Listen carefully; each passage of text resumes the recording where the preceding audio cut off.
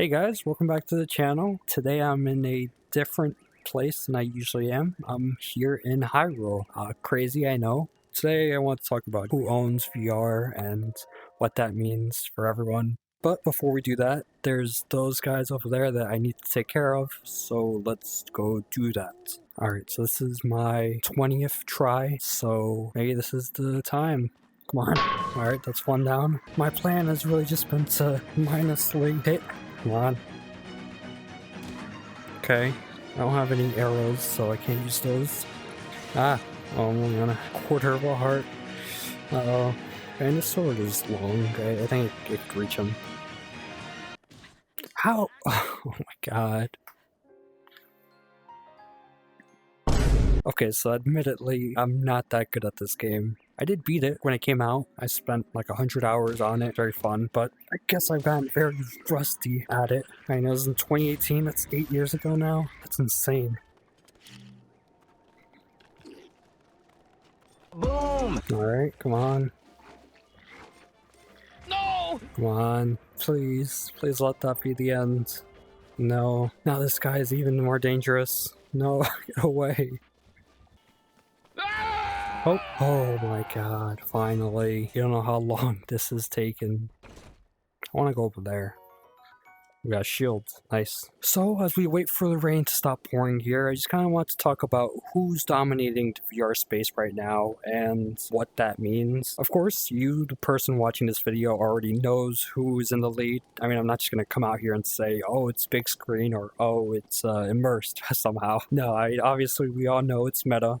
They have market lead, they have the most revenue and sales for their software.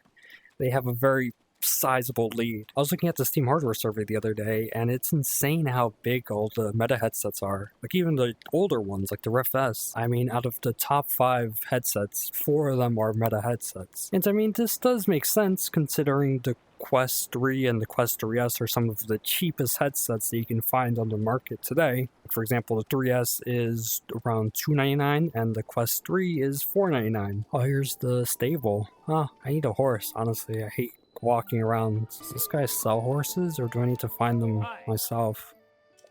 Did he say hi? Hey! Hey.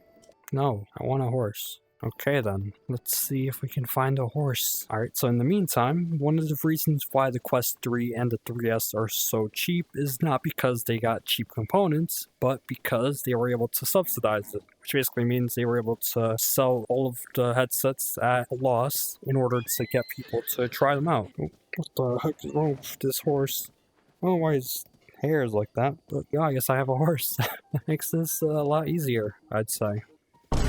Oh, no, come back here. So there was a Chinese analyst that was kind of able to predict how much the headset costs to make for Meta, specifically the Quest 3, which I have on right now. They were able to assume it was about $478 with taxes and everything, which is not too far off from the price, which is $500, which is kind of crazy to think about since, this is a big company. You would think they'd want to make money off of it. But what it seems like is that Meta wants to make their money back on software sales. So, if you buy Beat Saber or something like that, they make money off of that. Therefore, this is the main reason why Meta is in the lead. I mean, they have such cheap headsets and they can afford to sell them at such cheap prices, which gets all of these different people and kids and these more casual audiences into the VR sphere. Of course, the average person isn't going to get a Valve Index or a Big Screen Beyond 2 or anything like that because those are just way too expensive and there's too much setup process involved with the base stations and whatnot. So they'd most likely go for the Quest 3. And if you think about it, the Quest is pretty much one of the most consistent VR headset lines currently available. I mean, the Big Screen Beyond 2, I guess that one's starting, and that one looks promising. The Valve Index came out in 2019, and just now we're getting a new headset, the Frame, but that's still a long stretch of time. For PSVR series, we don't even know if that future is certain, considering the low sales. Vision Pro, same thing. So pretty much what I'm trying to say is that the Quest is basically the best headset line that we've gotten since, we've been getting headsets for a fairly consistent amount of time since 2019, and therefore that leads to higher adoption rates and higher usage rates.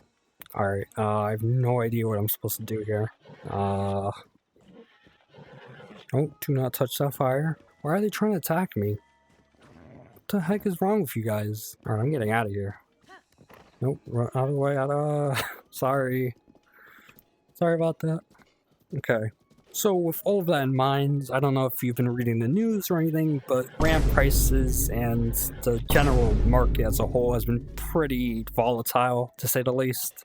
And it's even hit Meta, who rely on these prices being as low as possible so that they have as little loss as possible, if that makes sense. And we're seeing it now. If you remember last month, I reported on this one internal memo that was leaked from Meta that said that they were basically going to be selling the Quest 4 and future headsets at a very premium price. Therefore, it's safe to say that the Quest 4 will not be subsidized. But what does that even mean, per se? Oh, okay. Okay, you got it, you got it. Oh, there's Cass. I can wave to him now. Hello. He doesn't care. Alright, I just registered his horse. Oh, I don't have 20 rupees? What the heck? Look at this cute dog, though. Really cute. Can I speak to it? Oh, hi, Cass. Can I? Oh. Oh my god, it's so cute. Can I rub his belly? Okay then. So anyways, back to what I was saying, the Quest 4 will probably not be subsidized, which is kind of interesting since I wonder how that'll go down for the public. Unfortunately, Meta doesn't really like to reveal their sales numbers, so we'll kind of have to go on guesses. Upload VR actually was able to come up with a decent guess of 1 million after the first 8 months of the headset's release, and that's based on the completion rate of the tutorial that came with the headset. Of course, the Quest 3 came out 2 years ago now, so the number has definitely gone up since then. I'm sure a lot of these headset sales were to do with Christmas gifts or birthday gifts or all that good stuff, and I'm sure the lower price for the Quest 3S, for example, is an easier pill to swallow for some people to gift to their children or whatnot. However, with the Quest 4, this might change. I mean, it might be a much higher price point, or we might have to wait a much longer time for a budget model like a Quest 3S. Now, if they did sell it for $600 or $700, would people still buy it? I'm sure a lot of people would. I mean, it's a Quest 4, so there's going to be a lot more gaming. I'm sure a lot of people would. I mean, it's a Quest 4, so there's going to be a lot more gaming performance and maybe new features, so that'll definitely draw people in, but I feel like it won't be as much as the Quest 3 if the price is going to be as they say it would be. How is it red just now? Oh, it's red again. Uh-oh. What just happened?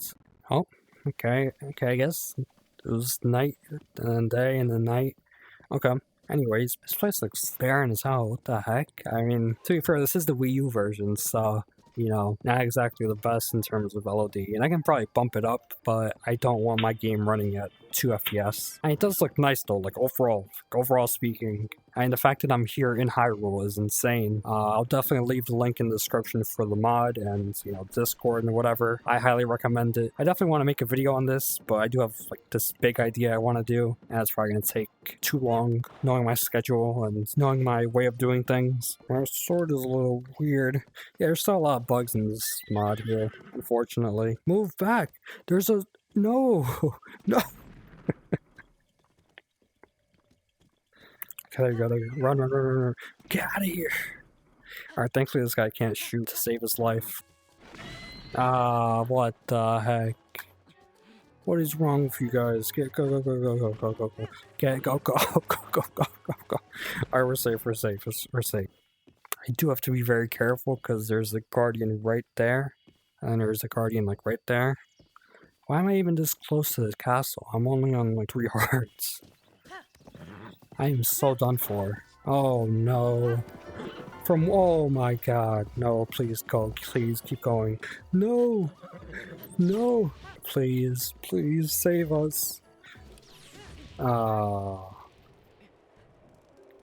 horse did not save us. Alright, so note to self, do not go over there. Back to what I was saying. Another important thing to think about is that by the time the Quest 4 comes out, there's going to be other headsets out. Will there be a company that actually stands up against Meta and tries to fight them in their own VR game?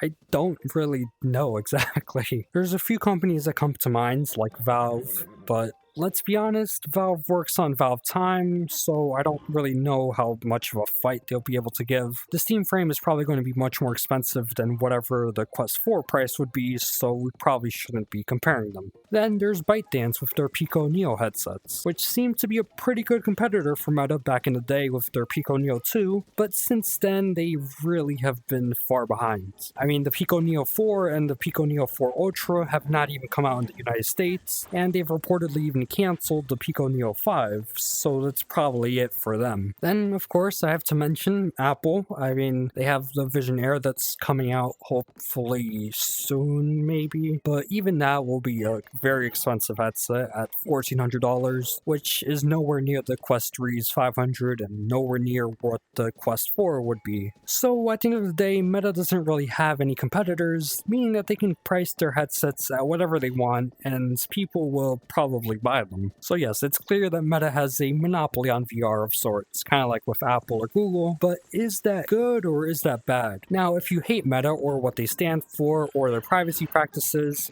then you probably think it's a bad thing, and I would agree with you. Meta does not have a good track record at all in the public eye, which makes sense. I mean, all of the blunders and the scandals that they've had in the past. But looking on the positive side of things, I think the Quest lineup of headsets are one of the greatest things that VR has ever gotten. I mean, it's led to more people being introduced to VR, and it's also led to a lot more games that we can play. Alright, I think I'm gonna end the video up there. I don't know how to get up there though, but oh, I guess the horse doesn't want to go with me.